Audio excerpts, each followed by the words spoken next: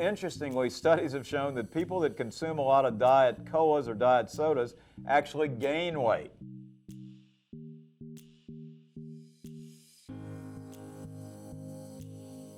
You know, Americans consume a lot of cola drinks or diet drinks or regular soda drinks every year. In fact, it's said that many of us consume almost one a day, which sounds like a lot to me, but we do. Remember that regular sodas have sugar in them.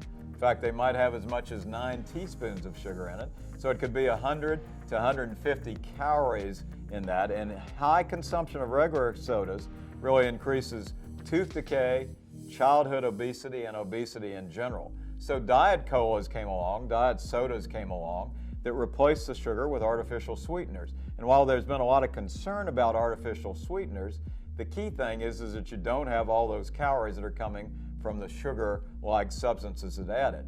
So the obvious question is, what happens if you drink a lot of diet colas or diet sodas? Well, interestingly, studies have shown that people that consume a lot of diet colas or diet sodas actually gain weight.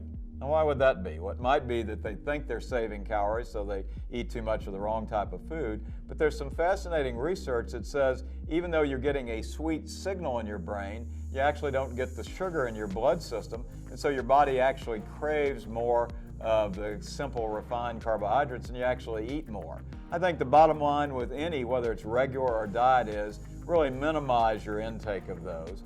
And you really want to drink healthy beverages. Good old water is great for you. You can have green tea if you want that. You can have cranberry juice with water.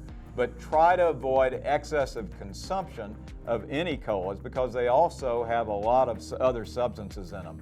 Drink water, it's good for you.